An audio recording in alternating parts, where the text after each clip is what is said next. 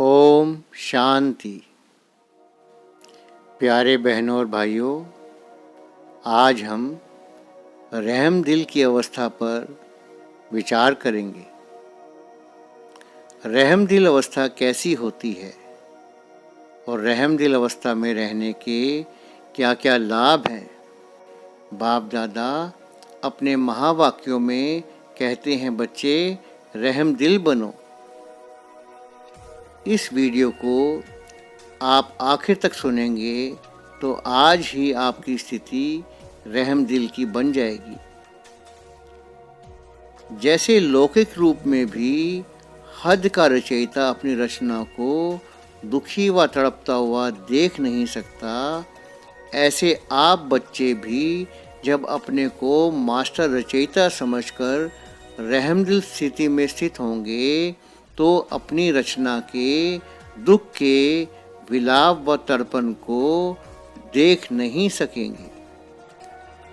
बाबा कहते हैं कि जैसे लौकिक रूप में भी, यानी माता पिता भी अपने हद की रचना, यानी जो उनके बच्चे हैं, उनको दुखी व तड़पता हुआ नहीं देख सकते, ऐसे आप बच्चे भी अपने को मास्टर रचयिता समझकर, क्योंकि रचयिता बाप की हम रचना हैं तो हम मास्टर रचयिता हो गए, तो अपने को मास्टर रचयिता बनकर रहम दिल स्थिति में स्थित होकर अपनी रचना के दुख विलाप व तड़पन को देख नहीं सकेंगे। उस समय उन्हें कुछ देना होगा।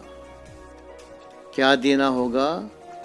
किसी को शांति का साकाश देना होगा, किसी को शक्ति का साकाश देना होगा, किसी को पवित्रता का साकाश देना होगा, किसी को सुख का साकाश देना होगा, किसी को आनंद का साकाश देना होगा, किसी को प्रेम का साकाश देना होगा। ऐसे उन्हें कुछ न कुछ देना पड़ेगा, क्योंकि अनेक प्रकार के विनाशी सुख शांति से विचलित हुई आत्माएं जो बाप को और अपने आप को भूल चुकी हैं, ऐसी भूली हुई आत्माओं पर कल्याण की भावना द्वारा उन्हें भी सही मंजिल बताकर अविनाशी प्राप्ति की अंजलि देना, यही रहम दिल स्थिति है।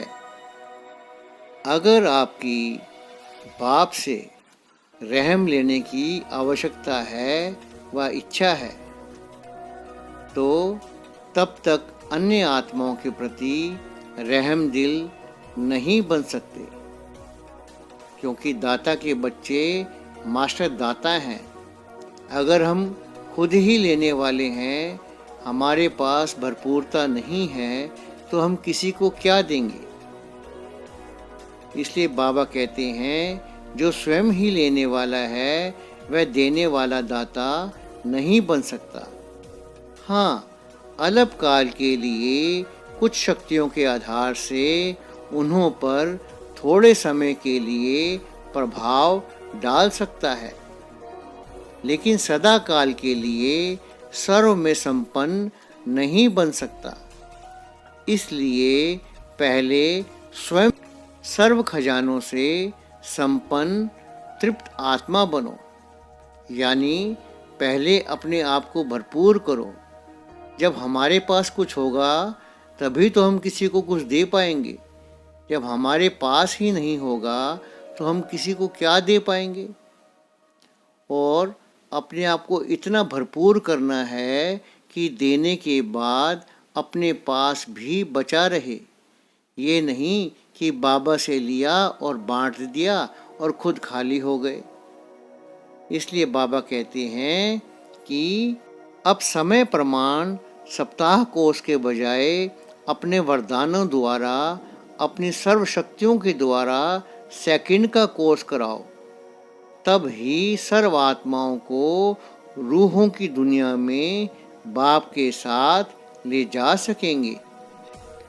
स्मृति द्वारा निर्बल आत्माओं को समर्थी स्वरूप बनाओ, यानी जो आत्माएं निर्बल हो चुकी हैं उन आत्माओं को स्मृति दिलाओ कि तुम परमपिता परमात्मा की संतान हो।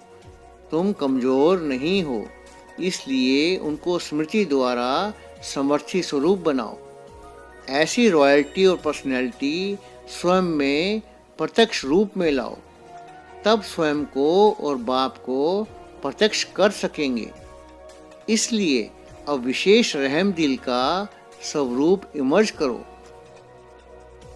ऐसी रॉयल्टी और पर्सनैलिटी स्वयं में प्रत्यक्ष रूप में लाओ, तब स्वयं को व बाप को प्रत्यक्ष कर सकेंगे।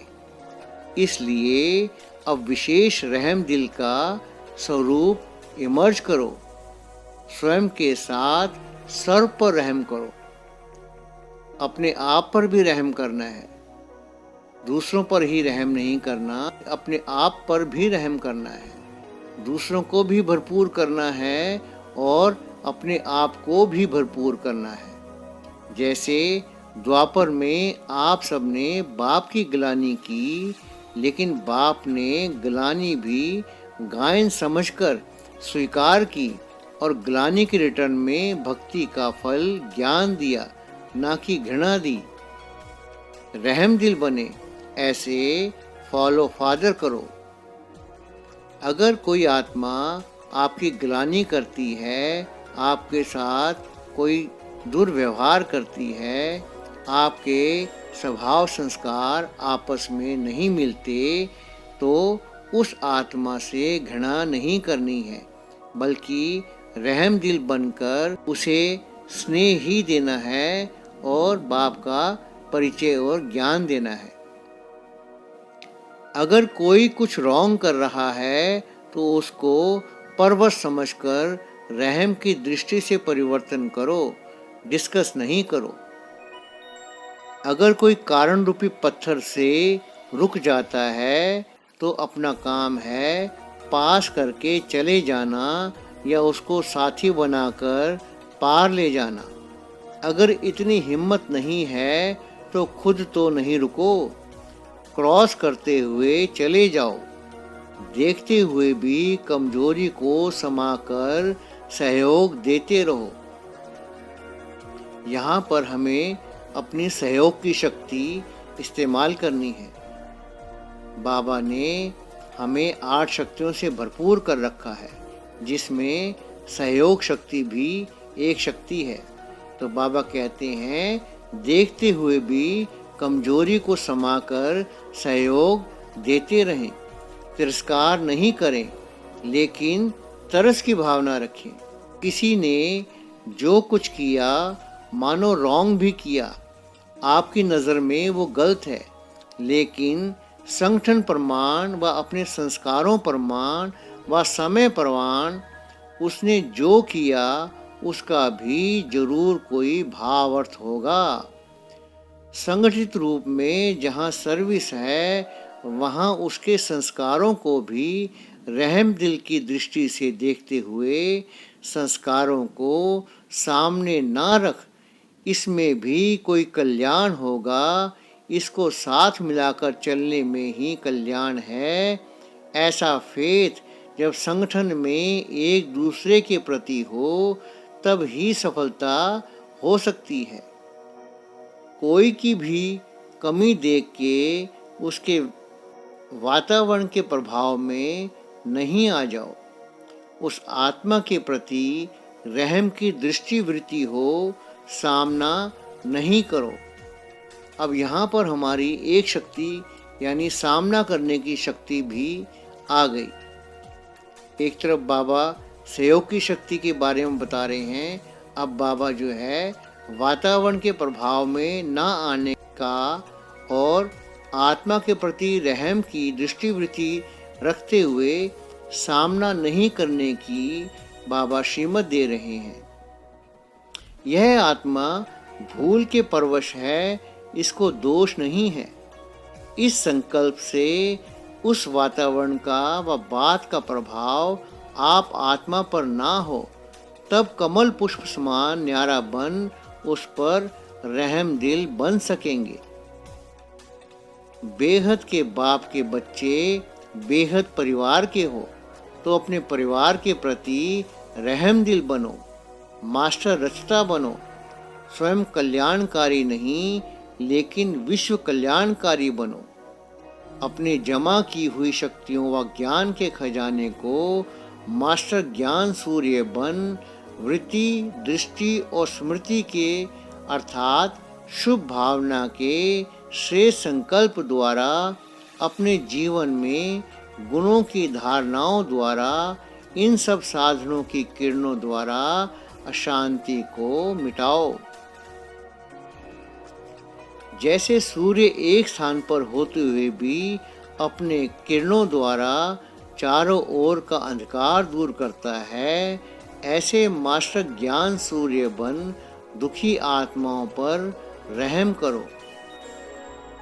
मैं ज्ञान के सागर का बच्चा मास्टर ज्ञान सूर्य हूँ। इस सोमान में टिक जाओ।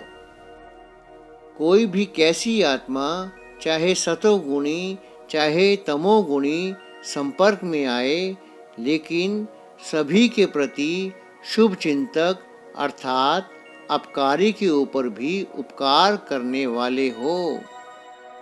कभी किसी आत्मा के प्रति घृणा दृष्टि ना हो।